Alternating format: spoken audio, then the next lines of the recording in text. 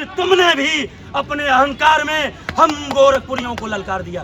आज तुमने भी अपने अहंकार में हम गोरखपुरियों को ललकार दिया, हमने जगा दिया। और जिस दिन तुम्हारे इशारे पर बुलडोजर लगेंगे गोरखपुर तरफ बढ़ने, जिस दिन तुम्हारे इशारे पर बुलडोजर लगेंगे गोरखपुर की तरफ बढ़ने, उसी दिन यमराज आएंगे तुम्हें भी अपने साथ ये लोग ले चलने। उसी दिन ऐसा है ना कि जब व्यक्ति अपने, जैसे मान लीजिए क्या कहते हैं ना, परिश्रम नहीं किया और उसको सफलता बिना परिश्रम किए ज़्यादा मिल जाती है, मैंने उम्मीद से ज़्यादा कुछ मिल जाता है ना, तो अहंकार में आ जाता है। और जब व्यक्ति अहंकार में आ जाता है तो ऐसे उल्टे सीधे बयान देने लगता है। और हमें लगता है राहुल गांधी और अखिलेश यादव दोनों पागल हो गए हैं। ये दोनों जो है समझ नहीं पाते हैं कि मैं जो बयान दे रहा हूँ अपने हित में दे रहा हूँ, अहित में दे रहा हूँ। अभी इन्होंने जाकर के बोला 80 का सुरक्षित है। आज हमारे देश में बेरोजगारी जो है वो क्या कहते हैं ज़्यादा है, चाइना में बेरोजगारी नहीं है। तो भैया चाइना में बेरोजगारी नहीं है, क्यों नहीं है? चाइना के लोग क्या क्या बनाते हैं भाई साहब, आप देखते हैं। आज हमारे देश में लोगों को शर्म आती है कि जैसे मान लीजिए डिग्री ले लिए एमए की, बीए की, बीएड की, एमए बीएड की, पीएचडी की, कहीं से हम काम कर लिए, तो उनको एमकॉम लेवल की नौकरी जो मिलती है वही चाहिए, भले ही नॉलेज नहीं है। एमकॉम का, कॉमर्स का एमकॉम मास्टर ऑफ कॉमर्स होता है, लेकिन कॉमर्स का क्यों नहीं पता उनको, और नौकरी चाहिए एमकॉम लेवल की, तो कैसे रोजगार मिलेगा? लेकिन चाइना के लोग वो अपना शर्माते नहीं है, उनको छोटा छोटा रोजगार की ये बना लेंगे, वो बना लेंगे, खिलौना बना लेंगे, ये बना लेंगे, वो उसमें काम कर रहे हैं। इससे बेरोजगारी नहीं है। हमारे देश में बेरोजगारी इसलिए है, आ रहा हूँ नेक्स्ट मुद्दे पे भी आ रहा हूँ। हमारे देश में बेरोजगारी का मुख्य कारण दो है। पहला, एक तो काम ही नहीं करना चाहते, दूसरा काम करना चाहते हैं लेकिन जो डिग्री ले लिए हैं उस डिग्री के आधार पर नौकरी पाना चाहते हैं, भले ही उनको उस डिग्री का जो है वो 10% भी नॉलेज ना हो जो डिग्री का नॉलेज होना चाहिए, तो कहाँ से रोजगार मिलेगा? दूसरी बात, अभी आप देखे होंगे मेरा एक इंटरव्यू वायरल हो रहा था, काफ़ी वायरल हुआ है। मैं आ रहा हूँ बेरोजगारी के मुद्दे पे। एक जगह इंटरव्यू चल रहा था, किसी ने कहा कि भाई बेरोजगारी बहुत, हमने पास आपके पास रोजगार है? बोले नहीं। हमने कहा रोजगार चाहिए? बोले हाँ। हमने कहा व्हाट्स योर क्वालिफिकेशन? बोले एमकॉम। हमने कहा how many type of account? नहीं बता पाए। मैंने कहा बैलेंस शीट जानते हो? बोले हाँ। हमने कहा कितने पक्ष होते हैं? बोले डेबिट क्रेडिट। हमने बोला एसेट किधर दिखाया जाता है?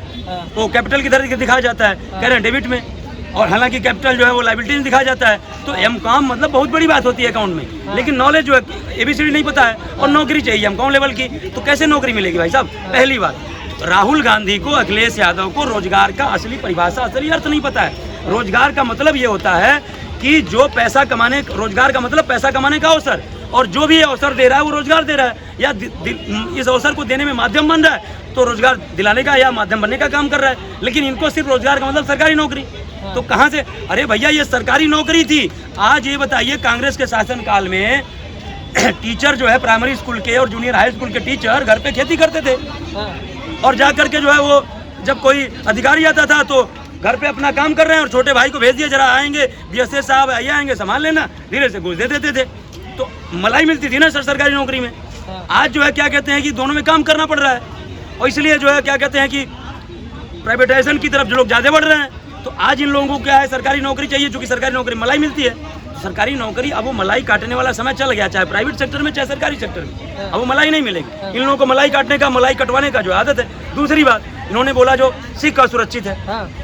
आप ये बताइए कि मेरा ये कहना है कि आप जा करके अमेरिका में कह रहे हो सिख असुरक्षित है, आज ये बताइए कहीं भी बहरहाल प्रेजेंट टाइम में देश में, विदेश में, किसी भी स्टेट में कहीं भी सिखों के ऊपर कोई अपशब्द, सिख कौम के ऊपर कोई अपशब्द, बयान तक की बात बोल रहा हूँ, किसी ने कोई सिख धर्म या सिख पंथ जो भी है उसके खिलाफ कोई बयान दे दिया हो कि सिख धर्म ऐसा है, सिख धर्म ऐसा, कुछ भी उल्टा सीधा बयान दिया हो, या तो कोई बयान, या कोई अत्याचार, या भगवान न करें कोई उनके ऊपर प्रहार, कहीं कोई न देश में, न विदेश में, न स्टेट में, न किसी जिले में नहीं हुआ। बिल्कुल नहीं। तो जब कोई घटना नहीं हुई, कोई उनके ऊपर आरोप प्रत्यारोप नहीं है, आप कह रहे हो सिख असुरक्षित है, तो ये कहीं ना कहीं मैं आपको बताऊं, आप उनको सिर्फ भड़काने का काम कर रहे हो। क्योंकि आपने किसान 1 किसान 2 आंदोलन में दंगा कराने का पूरा प्रयास किया, विफल हो गए। 4 जून को जब रिजल्ट आना था तो आपके पूरा विपक्षी दल दंगा कराने के मूड में था, लेकिन ये मोदी जी की सूझबूझ थी कि दंगा टल गया।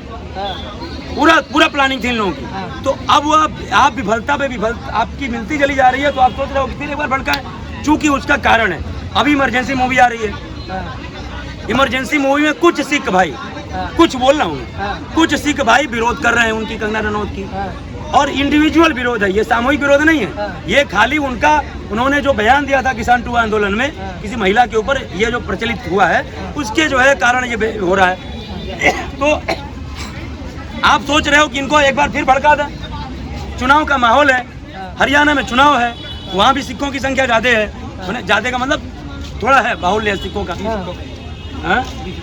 मतलब कम है लेकिन फिर भी है। मेरे कहने का मतलब है कि आप सोच रहे हो कि कहीं ना कहीं मैं सिखों को भड़का दूं, दंगा हो, और वास्तव में क्या होता है, देखिए जब दंगा हो जाता है तो लोग जोश में आ जाते हैं। मैं मानता हूं कि दंगा जल्दी कंट्रोल में नहीं होता है। 84 का दंगा, और एक बात और बताऊं, आप ये किस मुंह से कह सकते हो? आपके ही सरकार में सन 1984 में सिख दंगे हुए, खाली दिल्ली में ही सिख नहीं, जहाँ जहाँ सिख थे वहाँ बेचारे उनको मारा गया, तमाम लोगों ने उनको मारा, काटा पीटा।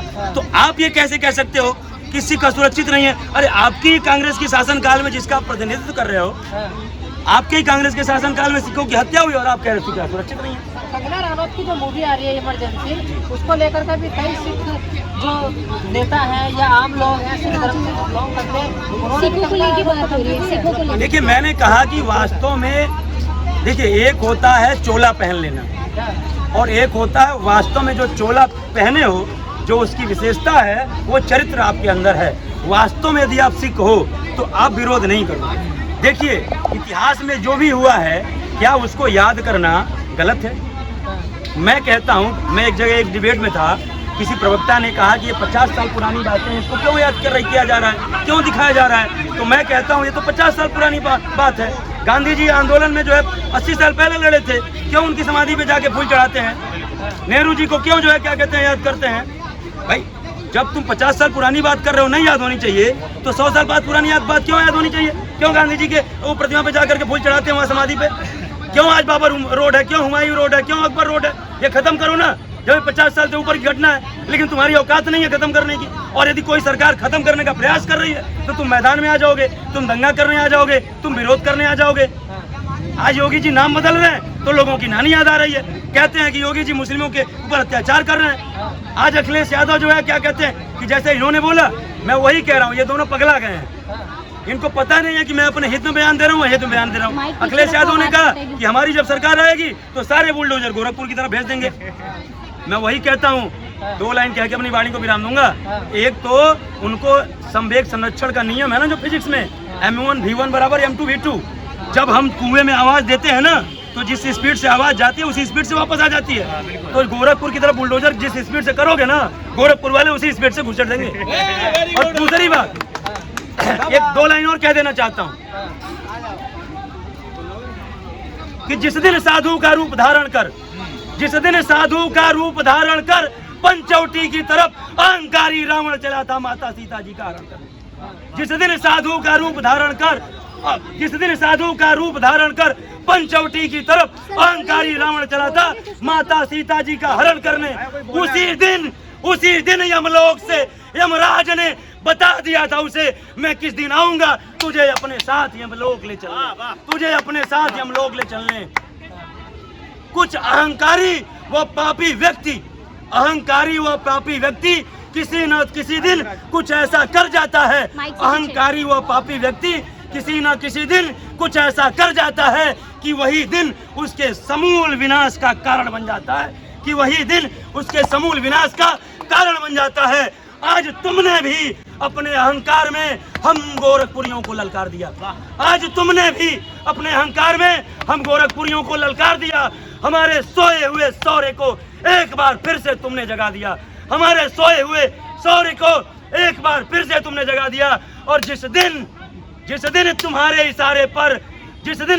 इशारे पर बुलडोजर लगेंगे गोरखपुर तरफ बढ़ने, जिस दिन तुम्हारे इशारे पर बुलडोजर लगेंगे गोरखपुर की तरफ बढ़ने, उसी दिन यमराज आएंगे तुम्हें भी अपने साथ यमलोक ले चलने। उसी दिन यमराज आएंगे तुम्हें भी अपने साथ यमलोक ले चलने।